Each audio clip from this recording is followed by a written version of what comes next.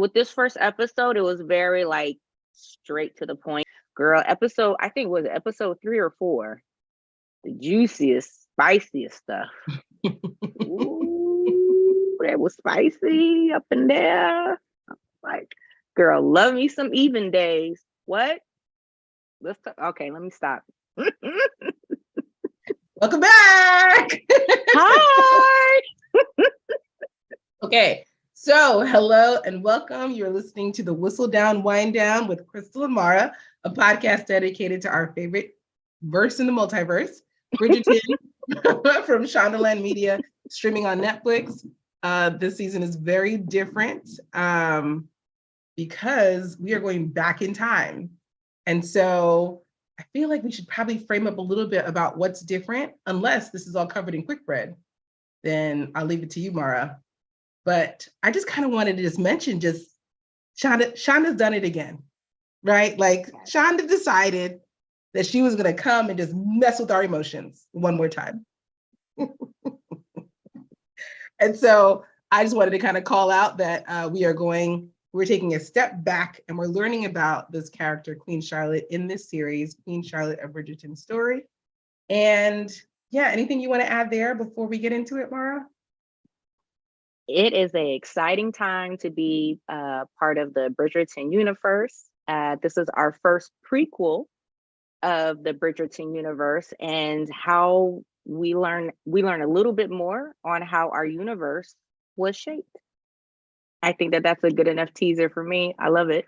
All right. Well, let's get into it. We will introduce ourselves. You may or may not know, but I'm Krystal. I'm a wannabe librarian who loves to get lost in a story, and a Shonda stan who constantly asks, does this make me a bad feminist? I love a good romance novel, but thought Regency era fictions were my own guilty pleasure. I now know better. And I'm Mara, a lover of British period dramas and a huge Jane Austen fan. If I could put myself anywhere, it would be in the writer's room at Shondaland to watch the magic happen. I don't know. You know what, y'all? You know, I can't read. Hold on. Okay, I didn't know there were others like me that enjoyed reading historical romance novels. I feel like I have found my people. And shout out to all the writers on strike right now. We love y'all. We with y'all in solidarity. For sure, for sure. It's time today. We are talking about Queen Charlotte, a Bridgerton Story, episode 1, Queen to Be. So grab a glass of wine, a cup of tea, or another favorite beverage of choice, and let's get into it. Cheers, Mara. Cheers. All right, Krystal, are you ready for this quick bread? I'm ready for this quick bread. Just to frame it up, I know this is episode 1 of this season 3 for us. And our quick breads are meant to give a quick recap, because quick breads are yummy and delicious, and they're usually quick. So this is our quick recap, and Mara does an amazing job with these. So I actually love this time. Take it away. Thank you so much, Krystal. All right, y'all. Are y'all ready for this quick bread? Let's get into it. Our girl Penelope is back. Who else heard Lady Whistledown's voice in the opening intro of episode 1? Our episode 1 introduces us to our young Queen Charlotte. Is it just me, or is this officially the very first episode of Love at First Sight? Y'all know about the reality series? Man, am I a fan. But this one is like official first episode. Our young Queen Charlotte becomes betrothed, exchanged for goods and protection for her people, married, and left alone at the start of her honeymoon, all in 20 minutes of episode 1. Dang, Shonda, talk about putting your viewers in a blender. Is 6 hours enough time for you to get ready for a royal wedding? I don't think. But then again, if you weren't on the original invite list, would you actually really go? I don't know. I'm sorry, y'all. Who else loves the king and future queen garden scene? Ooh, heart emoji. Krystal, I have to ask you, is our king a beast or a troll? And our present day queen has a simple request of her 13 adult children. All she is asking for is a royal baby. Is that too much to ask? And of course, sorrows, prayers is what I will tell everyone moving forward for the rest of my life. Cheers to you, Krystal. Oh my goodness. Episode 1. Cheers to episode 1 of Queen Charlotte on Netflix. Wow. I don't know if you heard that. She said exchanged for goods and protection. This poor girl. Wow. Okay. I mean, her brother literally signed a contract and was like, so you gonna give me all this for my sister? All right, cool, bet. I was like, dang, you can't even talk to your sister about it. You just gonna like sign off?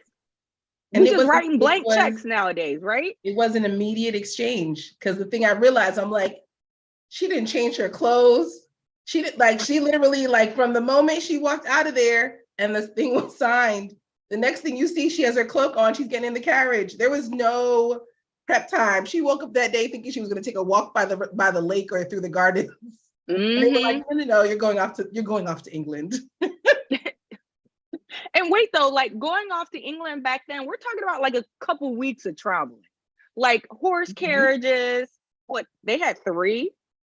Mm-hmm. On top of that, they had 3 horse carriages. They had all their luggage, and she's wearing that beautiful gown with whalebone that could kill her if she moved to the left too quick.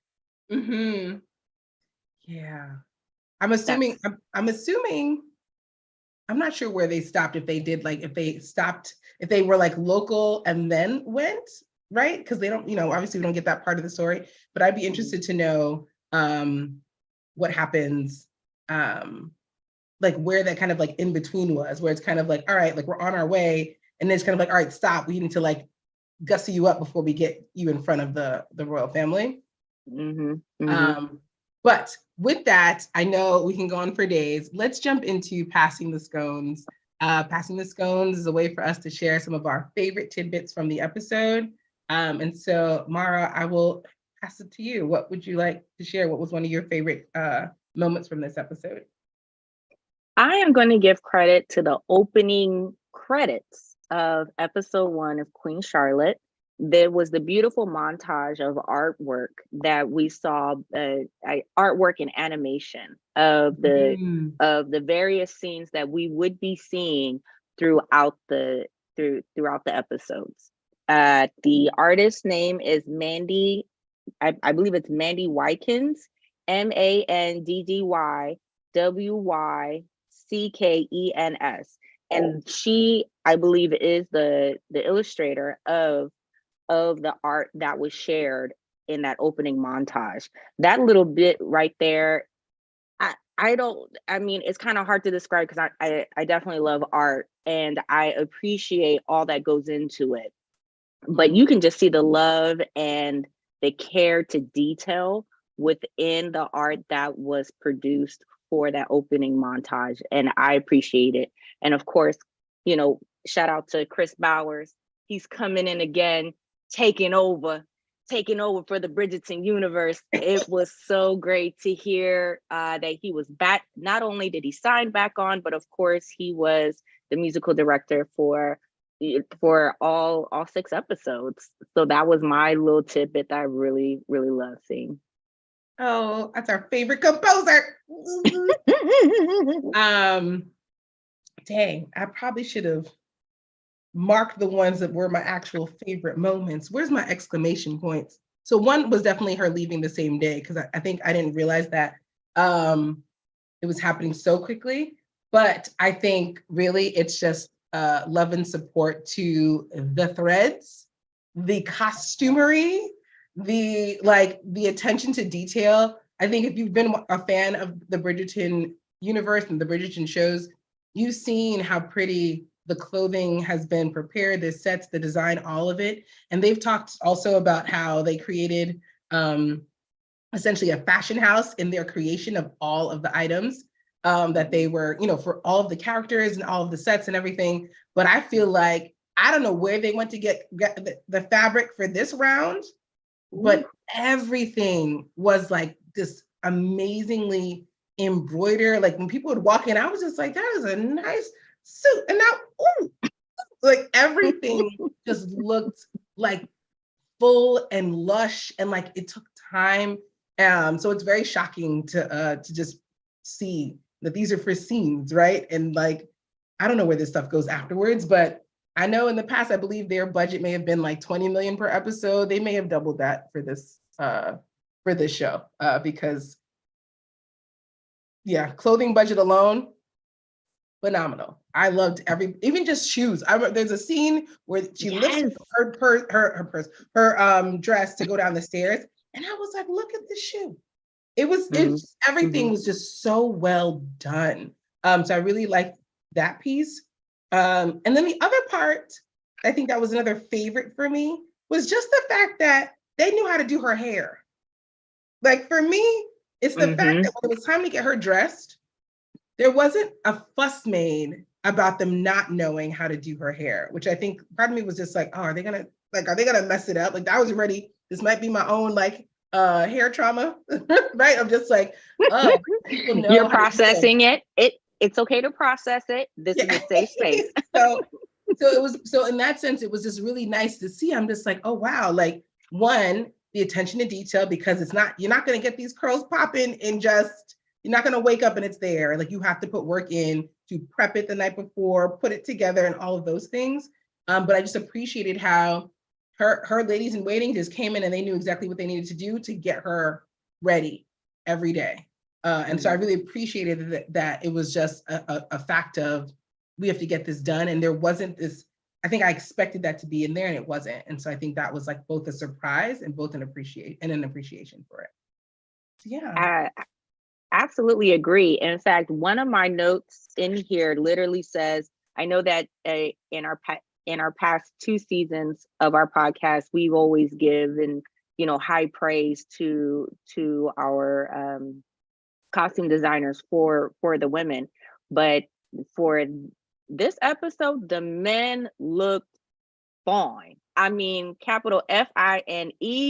I don't know if it's the period. I mean, is it the color complementing the skin tone, or the environment, and the king and the queen look like they're complementing each other. It was just beautiful. I mean, usually we usually use description words for men to be handsome, but I mean, the men's suits, I mean, just wow. Like, yes, they were applause to that. Beautiful pieces. And I'll give credit. So 2 of the costume designers they have are Lynn Elizabeth Paolo and Laura Fricone. And they said they visited museums, silk mills, jewelry houses. They went to Spain, Italy, England, and the US. And then they went and custom made hundreds of accurate underpinnings and things for everyone to wear. And the source for this is just Netflix itself, because Netflix is Netflix at this point. I don't know. Cheers to Netflix, because I know it sounded like they were struggling, but listen, Shonda Rhimes will keep you afloat. Okay, thank you, Shonda. Also, can we do a shout out to the production designers who created these beautiful, massive environments, and the cinematographers that were able to streamline each room, each mansion just seamlessly. Usually within sometimes within stories, it's kind of obvious, like, oh, they're on a sound stage, oh, this was there. But to be honest with you, everything looked real. Like it was on point. There was like, you rarely saw any type of like something out of place or didn't feel like it wasn't supposed to be there. Everything was exactly where it was supposed to be for that scene. And I thought it was great. I just thought that it was just absolutely great. Love, love, love, love, love. All right, well, we're gonna get into one of my favorite sections to talk about, which is up to snuff. were they up to snuff? Do we have some questions that are still tingling in regards to this episode? We learned a lot in episode 1, and we obviously had a lot of things to think about in episode 1. And there are some moments that I think we should discuss. So, we don't have. I always say that. I'm like, I always want some kind of music to be like segue into the up to snuff. But here we are, ladies and gentlemen. We are in up to snuff. It's time to go into some serious topics here. Sometimes it's serious, sometimes it's not. Mara, if you don't have one, I do, but let me know where you'd like to start. I mean, let's kind of like start towards the end, right? The end is kind of where I was talking about during my quick bread. The queen has 13 children, and all she's asking for is one royal baby. Just one. Mm-hmm. And unfortunately, in that same scene, she's making her eldest son cry because she's saying, none of y'all can give me a baby. And he just loses it and starts crying. Poor thing. And I couldn't help laugh. I swear, every time I see that, I don't know why. And I was like, sorrows, prayers. And then she says it louder the second time. As if like it's supposed to like mean more. Mm-hmm. So I just kind of wanted to kind of ask you, Krystal, and kind of speak to the pressure of a monarchy. Right? The pressure, because that's really where all of this is coming from. It's the pressure of maintaining the lineage through the male of a monarchy. Mm-hmm. And so they've had a little reality check when it comes to the eldest son's first wife passing away during childbirth. And now, and there's been a daughter I have to get her name later, that has made attempts, but they have just not been successful. Mm-hmm. And we will learn later about what those attempts mean. But she has not been able, to get pregnant at this point within the storyline. So again, it just kind of builds up to that pressure that a monarchy has about maintaining that lineage and passing on the monarchy to the next generation. Mm-hmm. So one thing is, I thought that it was his granddaughter, but it was his wife and his wife was pregnant, or was it his granddaughter and his granddaughter was pregnant? Yeah, I believe that was his wife. All right, I'll go back because so at first I thought it was his wife, then I watched it again, and then it said they were just talking about the grandchild, and so then I was like, are they referring to her? So we'll go back and double check it, but I feel like the way that made it sound was that she was the grandchild. So then I was like, that's his kid? I was like, she didn't look that young. Anyway. Right. I think what it was is because the point of view was from the queen, she would identify as the unborn child as her grandchild. Oh, okay. Before it came out. Yes. So the fetus is considered her grandchild, and the wife is her daughter-in-law. Okay. So either way, I just remember being like, wait, what? Because the way that they talked about it, they were like, it's like the child had been named and everything. And I'm just like, hold on. Right. I'm like, we're not waiting. But I mean, that's just me. Anyway, so so it was interesting because I did feel like, I think when that scene started and the daughter's like, well, I'm married, like you're treating me like I don't know. And then she's like, yeah, but you haven't produced a child. And I was just like, ooh, like that's painful. Yeah. If imagine being the only one trying and then you're not able to produce a child. That's a lot of pressure. Mm-hmm. But the other part on that, I'm sorry, where are my numbers? I know I had it in here somewhere because she definitely, or maybe that's in episode 2. Hold on. Okay, that's in episode 2. We'll get back to the numbers later. But it was very frustrating to see that, she just wants a baby. Actually, What's the question, Mara, Krystal? you're on episode 2, girl. Swing it back. No, I'm on episode 1. She All right. says at the end of episode 1, well, your father and I were able to give birth to 15 children, but we only see 13 Oh, in you're right. in the episode because likely 2 of them didn't make it. Yes, you're That's what I'm correct. thinking. I have my note that says poor Georgie because I remember him crying at the end of it. See, I remember now. My bad, girl. Okay, My okay. bad. It's cool. It's all right. I'm It's sorry. all right. We get I sorry. got you. We get I the got head you. count of the problems later, and that's for episode 2. So I'll come back to that number next episode. I got However, you. yes, I do. Yes, it was a kind of like this notion of like it's simple, but also the queen was in her queendom because Ooh. her like movement in the room, the way she's talking to her children, like it's like this right here is the queen show that we know and love. Because she holds punches, and she was kind of like I also love that she mentioned she's like, I drew you pictures, right? Ooh. So I've taught she you. She said that she sure did. Like she got descriptive with her daughter. Like y'all doing it right? Yes. Are you sure he's putting it in the right hole? That's what she said. Ooh. Painful. Very scientific. Very scientific. So I did think that was a just like a really good scene. And actually this does bring me into like one of the things that came up for me just like in watching the episode. And I know there were a couple people that within like social media that had the same kind of commentary, but it was one of those questions of there was more expectation that her children would look more diverse and not so white facing, right? Because these are still mixed children, but I think there was a lot of surprise on for many people that were like, oh, how come your kids don't look how come your kids don't look more Black? I remember seeing in the comments.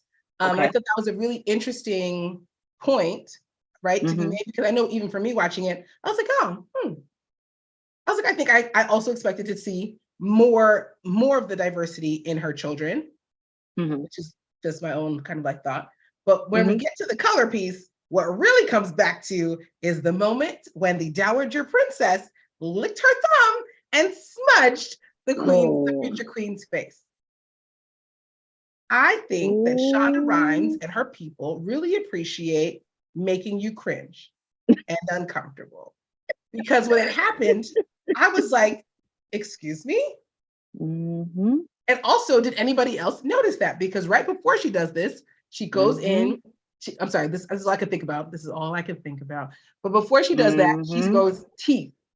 And I think as a Black woman, anytime someone says teeth, it's reminiscent of season 1 when our girl, oh my God, what's her name? The cousin. Penelope's cousin. Y'all know who we're talking about. Yes, we'll figure it out. It'll come back to us. But she said she also was on the market. They're trying to market her out. And he goes, teeth. Like, show me your teeth, girl. And he's like, is she dumb? I was like, oh. It's painfully, like, it's a painful reminder that women are only meant for breeding. She said, you have good hips. That's good for childbirth. They have no cares other than this woman is a vessel to produce heirs. That is your only job here. And I think it's a painful reminder of the value to women, right? But then, so that was its own part, right? It's kind of like anytime somebody asks about teeth, that always makes me uncomfortable because I always think about the slave block, and I'm just like, oh, we're marketers making a sale. But the other part of it was when she licked her thumb and she smudged that girl's face, and and the reason why I think it hit me the way that it did was because I have an aunt who lives in Florida, in the United States, the state of Florida, and she had talked about a time when someone had come and rubbed her arm because she wanted to see if it would come off, like if is it dirt? Is there something there? And this my God. This would have to have been in the last, I guess, 30 years with time-wise. And I remember hearing that story being like, I'm sorry, what? Someone came and and this is in, imagine, the 2000s, right? Or maybe even late 90s. Someone came and physically rubbed your skin to see if there was something that could change on it. And so when I saw that happen, I was just like, wow. There's still this notion about like, I don't understand it, or like, is it something I can remove, right? And they did go into like just the fact that they were like, it's too dark. And so that for me was just another like, just something to call out, right? I think they did a really good job of kind of like showcasing like color, who you are. It brought up the Meghan Markle and baby Archie, and kind of like this concern around like, oh, but you look, as they said, she has more in her. It's just this notion of like how the colorism kind of like creeps in everything. Yeah. Absolutely agree. And just to kind of piggyback off of what you were saying about Shonda Rhimes, she knows how to make a statement without saying anything. Just the physical act that we saw, you got triggered. I was absolutely triggered. And I absolutely have that scene listed on my notes. That's why I love talking to you about these shows. Because you and I, we be right here. We be right here because, honey, I was just like, why is this show obsessed with damn teeth? And why is it this woman is, because at first, I'll be honest, I said, was she trying to take off the blush? Like, when she was like, oh, the blush is too much, because you could tell that and actually the Queen Mother is actually titled Princess Augusta. She had, shared on how the Great Britain side is more mellow, not as flashy as European styles. So at first I thought, well, is she just not liking the blush? And then I went back on my fourth time seeing that scene and double checked. I said, oh no, she's trying to see if she can take off that pigment, that brownness. I was like, oh, no. But Shonda knows how to do that in a scene. And for folks that are not paying attention, they paid attention fast. And for folks that did not understand, I need you to go back and go check your history books. Because that scene there spoke volumes. Go ahead. Yes. Speaking of history, so they referred to her more blood. Like they said, oh, she has more in her, more blood in her. And so the reference to that is to the Moorish people. However, what I looked into, they said that the definition essentially kind of like fluctuated, and they essentially meant, they kind of referred it to both the Muslim people that had the power in Spain and Portugal for some time. They also refer to blackamoor, which would just be like people of darker pigment. And then more also just referred to the people who lived on that Spain and Portugal peninsula, the Iberia Peninsula. And so all of those names kind of like factored together, but it was essentially the North Africans that had that area and that control, and that's what they're referring to. And so the thing that came up for me, which is just, again, like a personal thing for me, was like me acknowledging the colorism in my thought process. I thought that, oh, the actress that played India is pretty fair-skinned. Like in one way, I'm just like, are they even gonna notice? Right? Like, so for me, she is pretty light. I mean, for modern times, we would say, oh, she's light-skinned. Okay, she's light-skinned. Yeah. And so for me, it was very interesting to have them say, but she's dark. And in my mind, I'm just like, wait,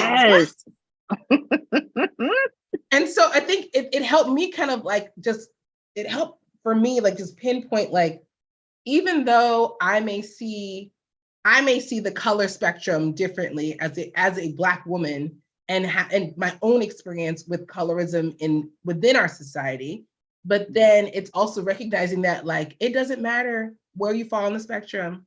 If they call you Black, you Black. Like that's it. And I think it was it was a reminder to me to not count people out, right? Just because I'm like, oh, like it's gonna be like it'll be easier for you, or it'll be safer for you, or it's gonna be any this or that because you're on this side of the spectrum. That's not true. No. And so it was just a reminder to me of that fact of just like, girl, don't give these people credence. They're gonna cut up either way, whether you're on this end or this end. So it was definitely for me, it was definitely just one of those like reminders for myself of just like, wow, like colorism is still very much ingrained in me of just like being visually present. And so just being able to call that out. So yeah. All right. Do you have another question? Because if you don't, I do. Go for it. Okay.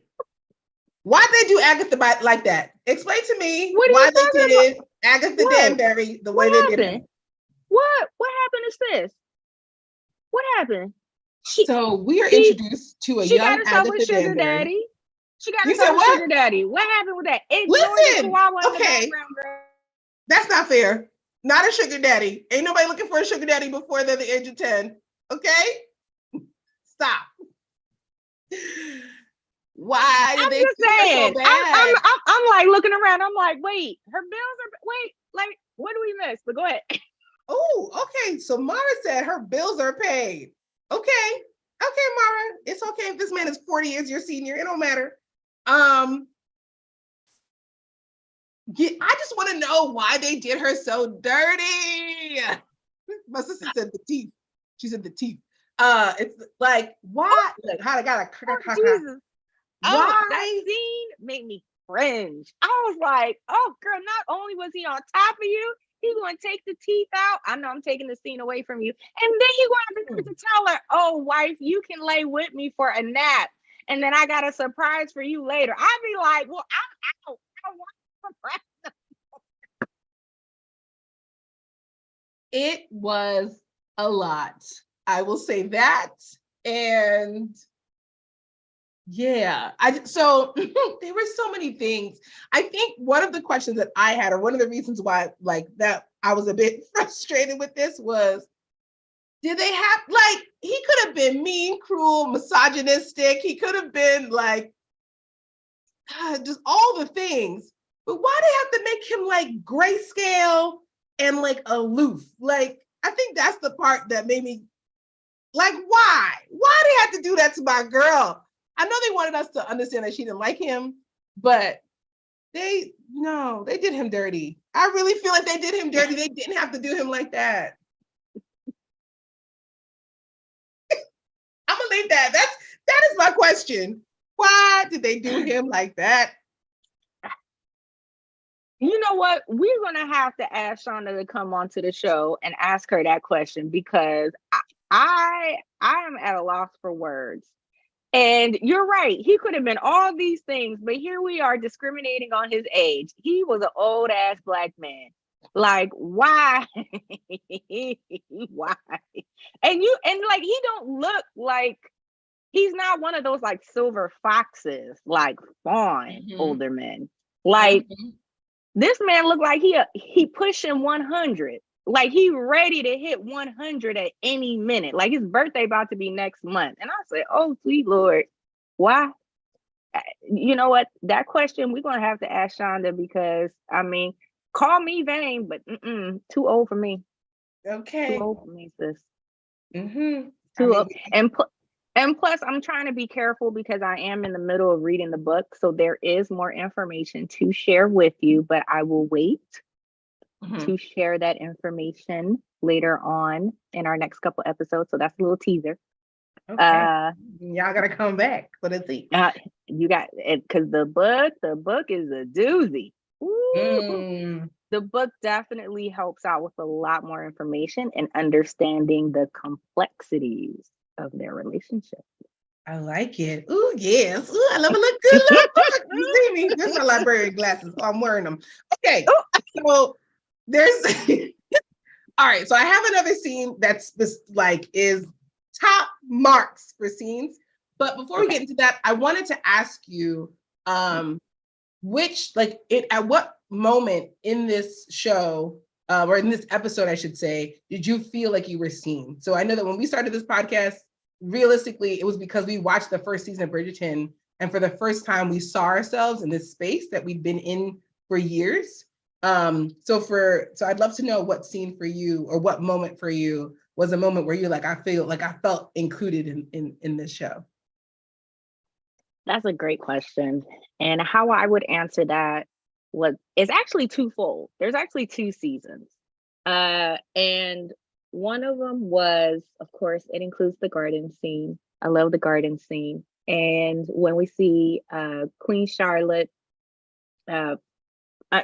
finding out that the gentleman behind her is not there to help her get over the wall, but actually her intended to be married to our lovely George, just George.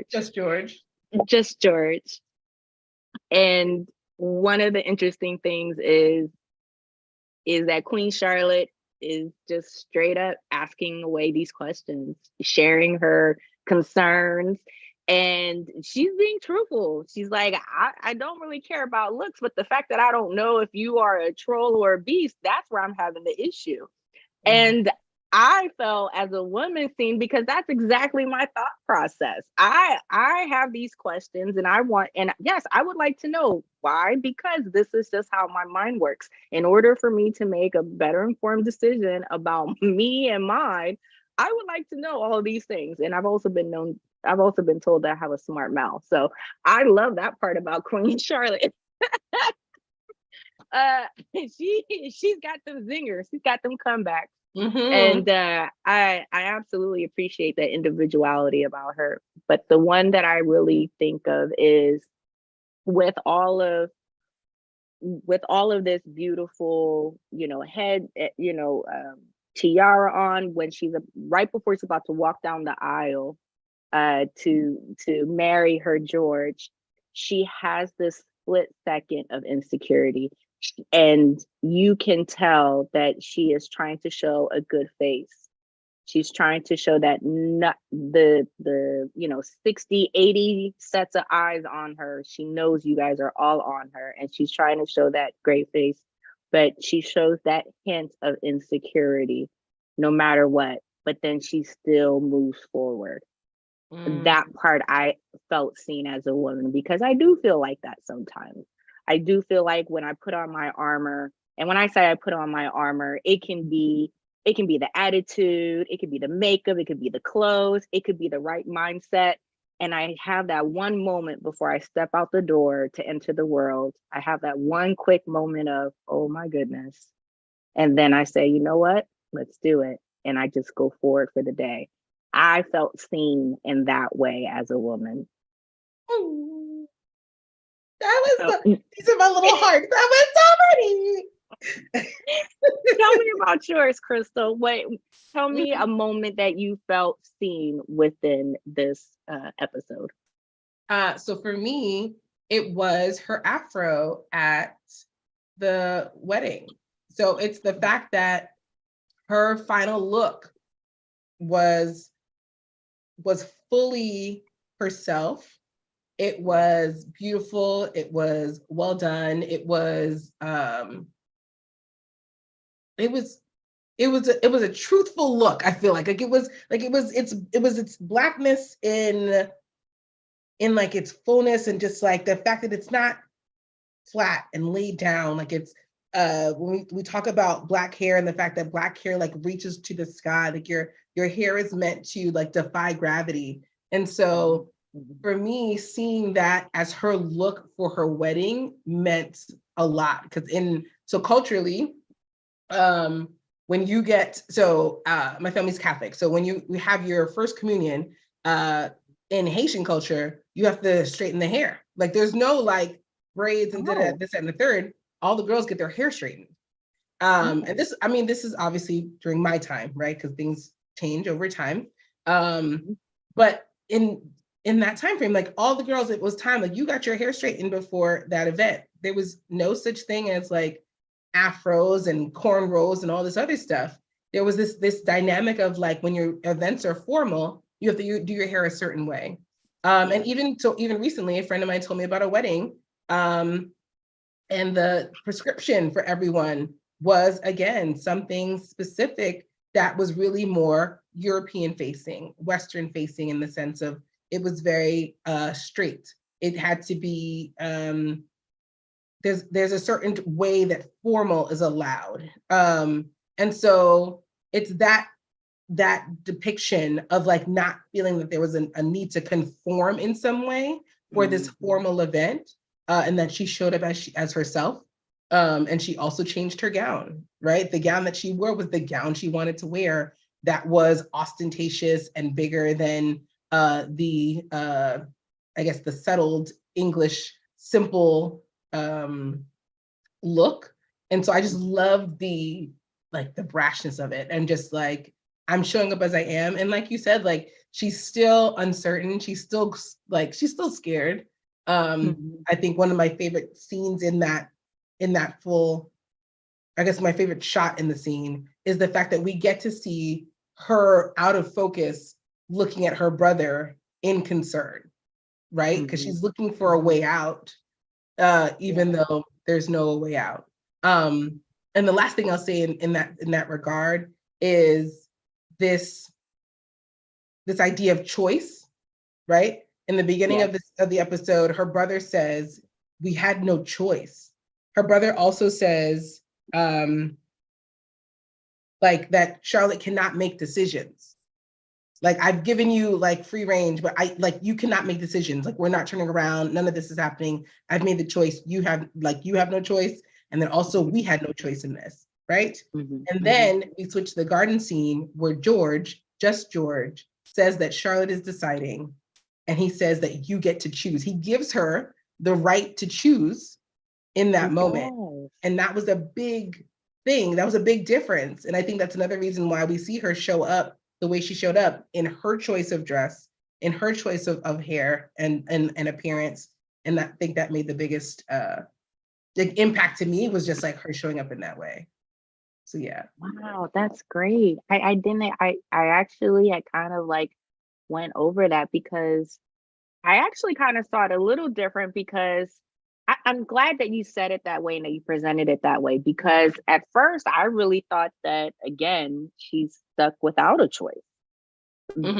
He's still King George, and he's telling and he's letting her know that she does have a choice. I guess, yeah, she did have a choice. She could have said, "No, I'm not going to do this," and she would have had the king's blessing. Wow. Yeah, girl. So speaking of the blessing, because I know we're getting closer to the end here, but there is a certain moment, right? We've had a lovely evening. We see her. She's chosen to not go over the wall and to walk down the aisle. They have a lovely reception.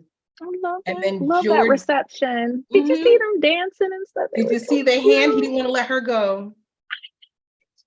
And yet, but wait, though, their first kiss was at the altar. Yes, and it was a good kiss too. It wasn't chaste. It was a good one. It was solid. There was a desire there. And so it was a nice like welcoming build-in and what have you. And what ends up happening is he gifts her I have a surprise for you. Oh Lord. He gifts her a house. All these damn surprises in this episode are pissing me off, okay? The men like giving surprises. So he gives her a home, and it's a home for her, and he's gonna leave. And in true Charlotte fashion, she like responds accordingly, where she just asks questions like, no, I have questions. I need to answer these questions in this moment. And for me, it's her stepping into her understanding of like, oh, okay, I thought you were just George. I've been mistaken. I'm sorry, Your Majesty. May I leave? And like her switching into, you didn't want me to be this person, but now you're treating me like that, so I'm gonna step back. And I felt like she did a really good job of kind of like standing in her, I guess in her womanhood of just like, sometimes when somebody tells you one thing and then they're doing something else, go with what they're doing, not what they're saying, right? And then I think ideally like that the moment for me was when he was like, that's not what I mean. And then he tried to step to her and she stepped back. That step back was so painful Oh, that I knew knew that. it. Yes, He and knew it. that was it. That was the moment. And I think and for all intents and purposes, that moment right there was up to snuff. That was it. Clack, clack, clack. Check, check, check. Mm. Perfection. Yes. Agreed. I have nothing to add. Segment done. Oh, but yeah. All right. So, I mean, unfortunately, we got to wrap this up because What? Is it time? it's that time. It's time. Oh. So, dang, you have any? We got to say bye to our viewers, We have to say our bye. listeners. Yes. Oh. When are we coming back? We will be back very soon with episode 2. So, before we head out, But aren't we doing a double episode though? yes. Oh, on that So, day though. On that day we're doing a double episode. if you are still here with us, you're welcome to return. We'll be back in about 15 minutes to get the next episode going. We're going to talk about episode 2, Honeymoon Bliss. And then let me just give a little close this out for the episode itself. So, all right, here we go. So that's it for us. Thank you for watching. Thank you for listening. Please like, comment, and subscribe on YouTube. And if you're listening on Spotify, Apple, or wherever you get your podcasts, please leave a review. And if you want to keep the conversation going, we have the Whistledown Wine Down Lounge on Facebook. Just Google us, you'll find it. And we'll see you soon for episode 2, Honeymoon Bliss. Because they married now. They've married now. Oh, they married. Got that ring on it now. Ow. Love it. All right, so that's all. Thank you guys for watching. We will talk to you soon.